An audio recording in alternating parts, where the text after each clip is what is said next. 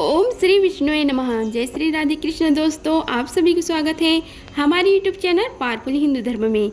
आज हम आप सभी को बताएंगे इंदिरा एकादशी कब रखा जाएगा, उसकी शुभ मुहूर्त, पूजा विधि, महत्व, कथा तथा पितरों को प्रसन्न करने के उपाय के बारे में आप सभी को बताएंगे। आइए जानते हैं इंदिरा एकादशी का व्रत कब रखे जाएगा। इंदिरा एकादशी का व्रत करने से भगवान विष्णु को आशीर्वाद तो मिलता ही है, साथ ही पितरों को भी मोक्ष प्राप्त होता है, इसलिए इस एकादशी का महत्व अधिक बढ़ जाता है। हालांकि इस बार एकादशी तिथि 2 दिन 27 और 28 सितंबर को होने के कारण व्रत की तारीख को लेकर कंफ्यूज बना हुआ है। आइए जानते हैं 2024 में इंदिरा एकादशी कब रखा जाएगा, इसके शुभ मुहूर्त, पूजा विधि, महत्व तथा पितरों पर किए जाने वाले उपाय के बारे में। इंदिरा एकादशी का व्रत अश्विन मास की एकादशी तिथि को रखा जाता है। इंदिरा एकादशी का व्रत बहुत ही महत्वपूर्ण माना जाता है। दरअसल इंदिरा एकादशी का व्रत रखने से भगवान विष्णु की कृपा तो मिलती है, साथ ही पितरों को भी मोक्ष प्राप्त होता है।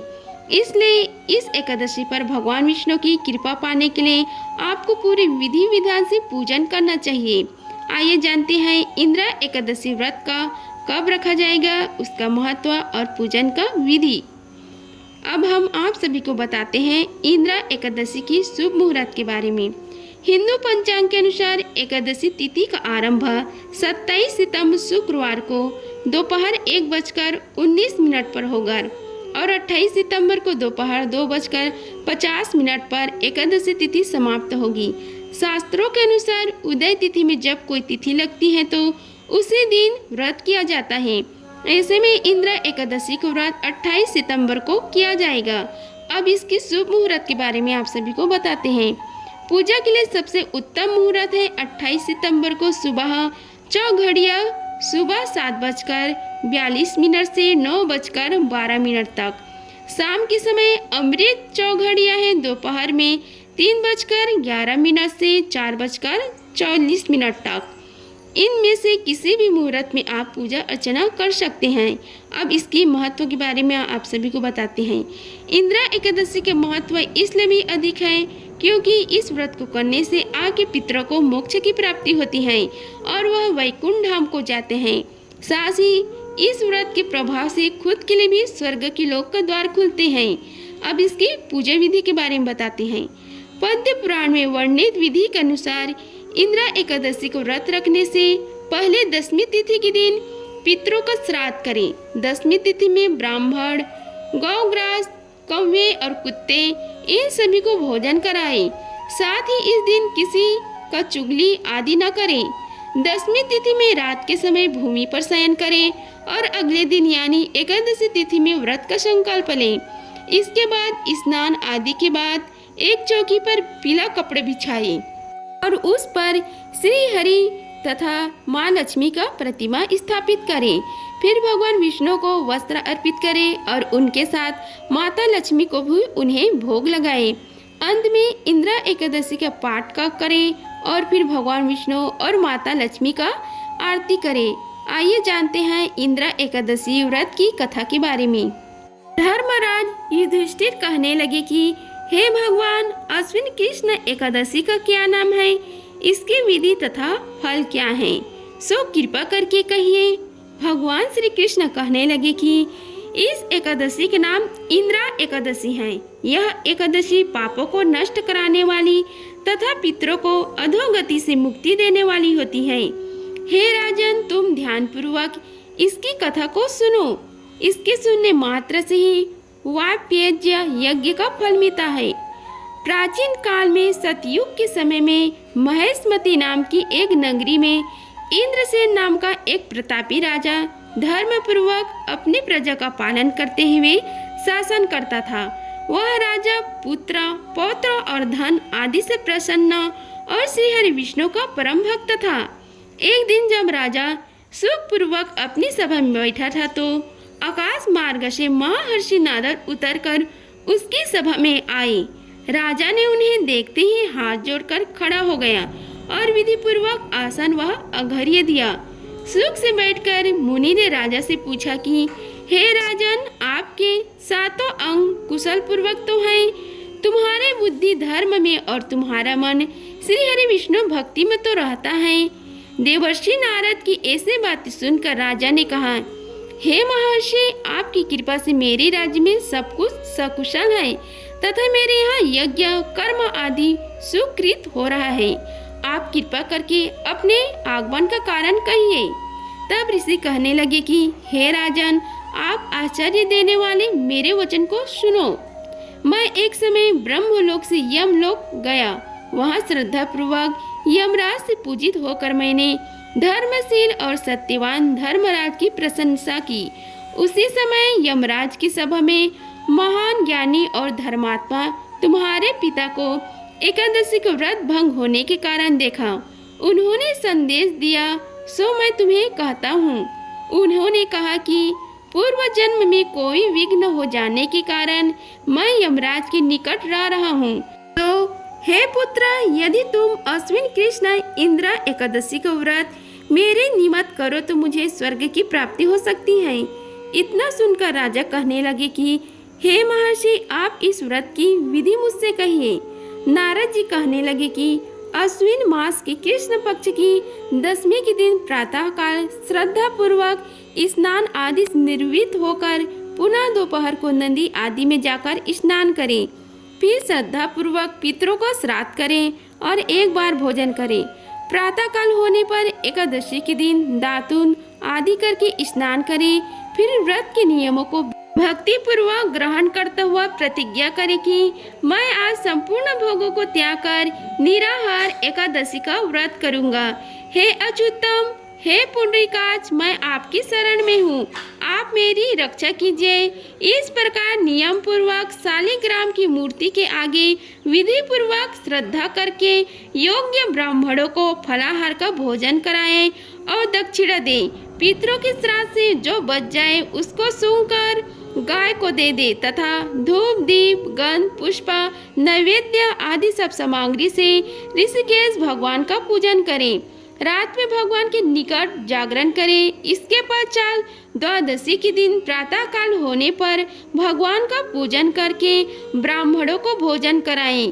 भाई बंधुओं, स्त्री और पुत्र सहित आप भी मौन होकर भोजन करें। नारद जी कहने लगे कि हे राजन, इस विधि से यदि तुम आलस्य रहित होकर इस एकादशी का व्रत करोगे तो तुम्हारे पिता अवश्य ही स्वर्गलोक के जाएंगे। इतना कहकर नारद जी अंतर्ध्यान हो गए। नारद जी की कथा अनुसार राजा द्वारा अपने बंधुओं तथा दसों सहित व्रत करने से आकाश से पुष्प वर्षा हुई और उस राजा का पिता गरुड़ में चढ़कर श्री हरि विष्णु को गया। इंद्रसेन राजा भी एकादशी के व्रत के प्रभाव से निष्कंटक राज्य करके अंत में अपने पुत्र को सिंहासन पर बैठाकर स्वर्गलोक को गया। हे युधिष्ठिर, यह इंद्र एकादशी के व्रत का महात्मा मैंने तुमसे कहा है। इसे पढ़ने और सुनने से मनुष्य सब पापों से छूट जाता है और सब प्रकार के भोगों को भोग कर वैकुंठ धाम को प्राप्त होता है। हम आप सभी को इंद्र एकादशी में किए जाने वाले उपाय के बारे में बताते हैं। इंद्र एकादशी को लेकर शास्त्रों में वर्णन मिलता है कि इस तिथि पर पितरों के निमित्त दक्षिण दिशा में दीपक जलाना चाहिए। ऐसा करने से पितृ प्रसन्न होते हैं और साधक को सुख समृद्धि का आशीर्वाद देते हैं। साथ ही इस दिन एक काले कपड़े में एक मुट्ठी दाल काले तिल बांधकर उन्हें घर की दक्षिण दिशा में रख दें। अब इन्हें द्वादशी तिथि के दिन किसी गाय को खिला दें। इस उपाय को करने से भी पितृ प्रसन्न होते हैं। पीपल के पेड़ में त्रिदेव यानी ब्रह्मा विष्णु और महेश का वास होता है। ऐसे में इंद्र एकादशी पर पीपल के पेड़ के नीचे दीपक अवश्य जलाएं और पीपल की 11 बार परिक्रमा करें। इसी के साथ आप वृक्ष के नीचे बैठकर श्री हरि विष्णु सहस्त्रनाम स्तोत्र का भी पाठ जरूर कर सकते हैं। ऐसा करने से पितरों की दया दृष्टि आपके और आपके परिवार के ऊपर हमेशा बनी रहती है। पितरों की कृपा प्राप्ति के लिए इंद्र एकादशी पर ओम नमो भगवते वासुदेवाय नमः मंत्र का कम से कम 108 बार जाप करना चाहिए। ऐसे करने से पितरों की आत्मा को शांति मिलती है और साधक के सभी कार्य बनने लगते हैं। इसी के साथ पितृपक्ष की एकादशी पर जरूरतमंदों और गरीबों में घी, दूध, दही और चावल का दान करें। इससे आपके पितरों का आशीर्वाद मिलता है। इंद्रा एकादशी के दिन किसी विष्णु मंदिर में जाकर विष्णु सहस्त्र नाम का पाठ करें। उन्हें पीले रंग की पुष्प, माला, वस्त्र, मिठाई अर्पित करें। साथ ही गाय के घी का दीपक जलाएं। भगवान को पीले केसर या चंदन का भी तिलक लगाएं। एकादशी के दिन आप नर्सरी से गेंदे का पौधा लाकर उसे छत पर रखें। ऐसा करने से गुरु की अनुकूलता प्राप्त होती है और भाग्य चमक उठता है। घर में तुलसी के पौधे को ईशान कोण उत्तर पूर्व दिशा में रखना चाहिए। 11 के दिन सूर्य अस्त के समय इस तुलसी के पौधे को निकट गाय के घी का दीपक अवश्य जलाना चाहिए। इससे पैसों की तंगी दूर होती है। इस दिन सुबह जल्दी उठकर किसी मंदिर में स्थित पीपल अथवा बरगद के पेड़ के पास जाएं, उसे पानी से सींचें तथा उसमें देसी घी का दीपक जलाएं। इसके बाद वहां पर थोड़ी देर शांति से बैठकर भगवान का नाम स्मरण करें और घर वापस आ जाएं। यह उपाय मानसिक अशांति और तनाव को दूर करता है। स्वास्थ्य से जुड़ी छोटी छोटी समस्याएं भी इससे दूर हो जाती हैं। एकादशी के दिन सभी तरह के तामसिक भोजन, मांस, मदिरा, अंडा, मछली, लहसुन, प्याज, तेज नमक, मिर्चा आदि से दूर रहना चाहिए। यदि हो सके तो इस दिन फलाहार करना चाहिए। ऐसा करने से भाग्यों में मेहरबान होता है। एकादशी के दिन किसी मंदिर में जाकर विष्णु सहस्त्र नाम का पाठ करें। हिंदू धर्म में इंद्रा एकादशी का विशेष महत्व बताए गए हैं। अतः इस दिन पूरे मन से व्रत रखकर पितरों के निमित्त तर्पण करें तथा ब्राह्मणों को भोजन कराने से सभी मनोकामना पूर्ण होती है। इंद्रा एकादशी को व्रत समस्त पापों से भी मुक्ति दिलाने वाले और जीवन की सभी परेशानी को दूर करने में महत्वपूर्ण माना गया है। अतः इस दिन व्रत अवश्य रखें। एकादशी के दिन संयम काल के समय तुलसी के पौधे के सामने घी का दिया जलाएं। साथ ही ओम वासुदेवाय नमः मंत्र का जाप करें तथा 11 परिक्रमा करने से घर में सुख व समृद्धि, धन धान्य तथा सौभाग्य में वृद्धि होती है तथा परिवार में आ रहे संकट दूर हो जाता है। इंद्रा एकादशी व्रत के दिन कथा पढ़ने और सुनने मात्र से मनुष्य सब पापों से छुटकारा मिल जाता है तथा सभी प्रकार के सुखों को प्राप्त कर वैकुंठ धाम को प्राप्त करता है। अश्विन मास की पितृ पक्ष में पड़ने से इस एकादशी का व्रत रखने से पितृ प्रसन्न होते हैं और उन्हें मोक्ष प्राप्त होता है। यदि आप कर्ज से परेशान हैं तो इंद्रा एकादशी के दिन पीले पुष्प, केला, तुअर दाल, चने की दाल, हल्दी तथा अन्य पीले रंग की वस्तुएं भगवान श्री हरि विष्णु को पूजा में अर्पित करके इसे गरीब में बांट देना चाहिए। इससे जल्दी ही ऋण से मुक्ति के रास्ते खुल जाते हैं तथा कर्ज खत्म हो जाता है। अश्विन मास कृष्ण पक्ष की इंद्रा एकादशी के दिन पीपल के वृक्ष के नीचे सरसों के तेल का दीपक जलाने से पितरों के आत्मा को शांति मिलती है तथा धन संबंधी समस्याएं दूर होकर घर में धन आगमन होता है। इंद्रा एकादशी के दिन श्री हरि विष्णु का पाठ करें। साथ ही परिवार की सभी नकारात्मक ऊर्जा समाप्त होकर संकट टल जाता है तथा घर में सुख समृद्धि का संचार होता है।